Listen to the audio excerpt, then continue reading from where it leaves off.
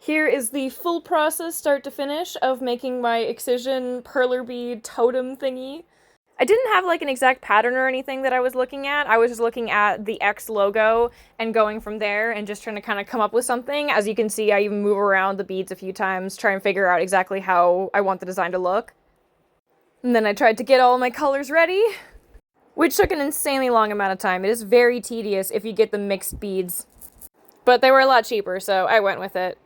And this is going to be my very first year actually getting to go to some big music festivals, so I'm so insanely excited, and that's what inspired me to make these huge Perler bead designs, because this is definitely the biggest designs I've ever made with Perler beads before. And I also used some glow-in-the-dark beads, so this actually glows as well. It glows under UV light, and it also glows in the dark a little bit. But I would highly recommend for anybody else wanting to try a huge piece to get really confident with the small ones first, because I think that helped a lot to make a lot of really small designs before I moved up to anything bigger, just to get really confident with like the tape method and ironing all of it together. Because I messed up lots of smaller pieces when I was first figuring out like how to properly tape them and then flip them so I don't ruin the boards. Because I definitely ruined a few boards at the beginning because I didn't realize the heat would warp them and melt the pegs, duh. But I really didn't think about it, and I messed up a few pegboards, so then I learned that taping them all off like this, making sure to press down so that every single one of the beads is stuck to the tape, and then very carefully flipping it. This part would have gone much easier though, with 2 large pieces of cardboard to sandwich it between. Because a few beads did get messed up, but I was able to thankfully fix it. I didn't have any big cardboard pieces though, so that's the reason why I just did my best to flip it as is.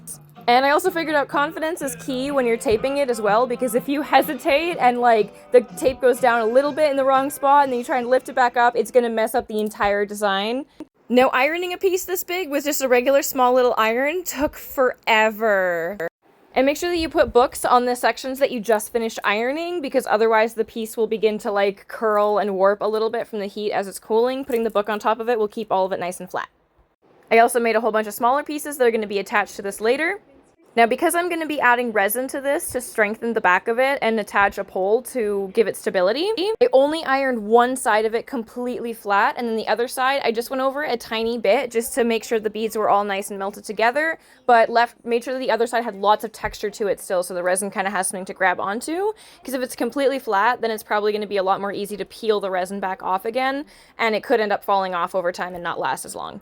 But as you can see, it's not very stable, so yeah, it really needs to be strengthened up a little bit. So I'm just working on this outside on my patio, trying to avoid the fumes. Make sure that you always wear gloves and stuff with resin too. So I just added a little bit of resin, spread it out, cured it, went to the next section. I just tried to do like a quick thin layer over the entire back of the piece. And then once I flipped it over, I cleaned up the other side where any resin leaked through any of the little holes. I tried to melt all of them flat so that there wasn't any holes for resin to leak through, but it was really hard to get every single one. And as you can see from the flat side, the cured resin peels off pretty easily. I can just kind of scrape it off with my fingernail. So I'm just removing these couple little pieces that wound up going through the piece onto the other side. Also, before you iron it, make sure there's no little hairs or anything like that on it, because they will get melted into the piece. And after it's melted together, there's nothing you can do about it. And there's just like a little piece of hair in there now, even though I tried really hard to make sure there wasn't any. But clearly does not have enough stability with just the resin alone. So next I'm going to resin a wooden rod to this. And this is why the other side of it really needs to still have some texture, so the resin has something to grab onto it, because it's already beginning to kind of lift off a little bit, but because there's texture there, it has something to grab onto, so it's not just lifting off completely, if that makes sense. So yeah, there's the entire back of it, covered in resin now, in a nice thin layer. And the rod that we had actually was too big, so we had to cut it down to size a little bit. Very, very professional setup going on here, obviously. I really don't have I don't normally do woodworking, okay? But we did put a little bin down underneath to catch any sawdust, so it's not just going on the carpet. Now, normally with UV resin, I would only work with it at night because it begins to cure in the sunlight, but because I'm just pouring UV resin on and then curing it immediately anyways to try and just attach the stick to it, working in the sunlight wasn't too bad. I poured it into a different container beforehand though, so that I'm not just exposing my entire bottle of UV resin to the sunlight while I'm pouring it, and just grabbed out roughly about the amount that I would need. And here's my cat next to the piece for scale, along with some of the other ones that I've been working on. I think that my cat approves, and she also really likes my work, which honestly is the only critic that counts. Now, it's not quite finished yet. The final piece that I have to do is all those other little small pieces that I melted that I still need to attach to it. So the other little small pieces, I'm just going to attach as like little danglies so that they kind of move around as you have the totem going. Then that way it's kind of like the totem's dancing too. So yeah, I just kind of poked a hole in each one of them and then added a little bit of wire through it and just kind of attached it myself that way. I wanted to just use like those little rings, like the ones they use for like jewelry and stuff like that, but the ones that I have weren't big enough to go all the way around the melty bead.